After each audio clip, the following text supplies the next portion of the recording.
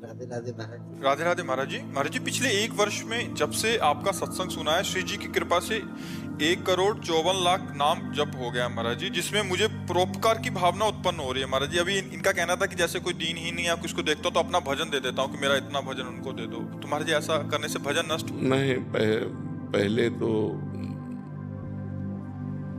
अपने लक्ष्य तक पहुंचो पहले, नहीं तो बीच में ही लुट जाओगे। भगवत प्राप्ति जब तक ना हो, अब तुम्हारे को प्रक्रिया बदलनी चाहिए। जो भजन करो वो भगवान को समर्पित करो, जो भजन करो वो भगवान को समर्पित करो। जिसको दीन दुखी देखो तो तन से धन से सुख पहुंचाने की चेष्टा करो और मन से भावना करो, भगवान आप तो परम उदार हो, आप इसे ठीक कर दो। भजन भगवान को दो, प्रार्थना भगवान से करो। शरीर से और धन से अगर सेवा बनती है तो वो सेवा कर दो, भजन भगवान को दो भगवत प्राप्ति के लिए।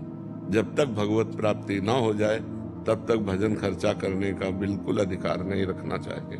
महाराज जी, उस समय मन बहुत द्रवित हो जाता है, तो तन से सेवा कर दो और मन से प्रार्थना कर दो। आपका भजन तो थोड़ा है ना, तो भगवान अपार करुणा सिंधु हैं, तो हम प्रार्थना करते हैं कि भगवान इसके कर्म को आप नष्ट कर दो, इसको सुख प्रदान करो। हे भगवान, आप इसके दुख को दूर करो। ये तो हर भक्त विनय कर सकता है। तो विनय करना, शरीर से और धन से सेवा करना, भजन को भगवान के चरणों में समर्पित करना, वो सिर्फ भगवत प्राप्ति के लिए।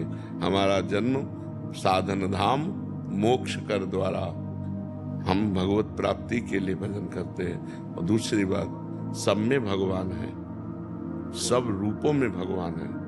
तो जब कोई दुखी हो तो देखो भगवान दुख की लीला कर रहे हैं। तो हमसे जो बन सके हम तन मन धन से सेवा कर दें, लेकिन भजन भगवान को दें। भजन का फिर उससे लक्ष्य की प्राप्ति में बाधा पड़ेगी। महाराज जी, विचार ऐसा आता है कि मैं तो और भजन कर लूंगा, लेकिन शाम तक जियोगे आपको पता है क्या? शाम तक आप जियोगे क्या? ये कोई गारंटी तो है नहीं ना। तो पहले हम अपना कार्य करते मनुष्य जीवन का, पहले अपना कल्याण करें, अपने को भगवत प्राप्ति करें।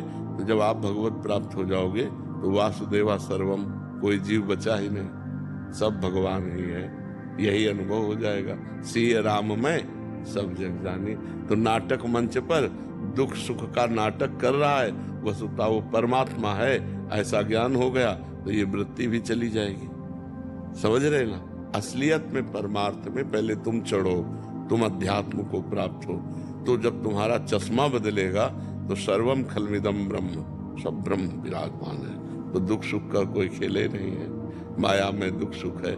जैसे स्वप्न में दुख सुख होता है तो जागृत में मिट जाता है, ऐसे ही जागृत का दुख सुख ज्ञान में मिट जाता है। जब आप ज्ञान को प्राप्त होगे, भगवान को प्राप्त होगे, तो न दुख है न सुख है।